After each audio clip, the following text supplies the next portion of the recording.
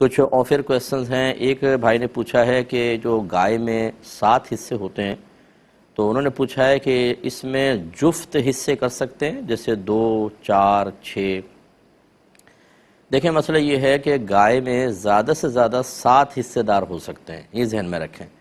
اور اب وہ حصے دار جو ہیں وہ ضروری نہیں ہے کہ طاق عدد میں ہی اپنے حصے ملائیں کہ 1 یا 3 یا 5، بلکہ ایسا ہو سکتا ہے ایک نے 2 حصے لے لیے، ایک نے 4 حصے، یہ 6 ہو گئے، اور ایک پھر علیحدہ کوئی لے لے گا 7. تو اس طرح جفت بھی لے سکتے ہیں، طاق بھی لے سکتے ہیں، لیکن 7 حصے ہونے چاہیے.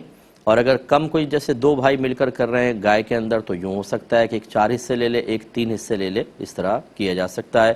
اور اگر ایک ہی گھر میں گوشت جائے تو یہ بھی ہو سکتا ہے کہ حصوں کی تقسیم بالکل نہ ہو. ہم یہ کہیں کہ ہم 2 بھائیوں کی طرف سے ایک گائے، تو گویا کہ پھر وہ 7 کے 7 حصے وہ ان کے یعنی یہ کر سکتے ہیں. اب یوں نہیں کریں گے کہ 3 حصے اس کے، 3 حصے اس کے، ایک حصہ باقی بچا، پھر آدھا آدھا دونوں اس میں ہو گئے.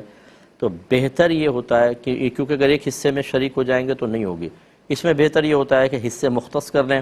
لیکن بہرحال فقہا نے اجازت دی ہے کہ اگر ایک ہی گھر میں گوشت جا رہا ہے، کوئی تقسیم کی ضرورت بھی نہیں ہوتی، جیسے جوائنٹ فیملی ہوتی ہے، ایک ہی فریزر میں سارا ڈال دیتے ہیں، تو اس میں 2 بھائی مل کر ایک گائے کے اندر مطلقاً حصہ ملا سکتے ہیں کہ بھئی آدھی گائے میری گویا کہ آدھی تیری، اس طرح حصہ ملا کے کیا جا سکتا ہے.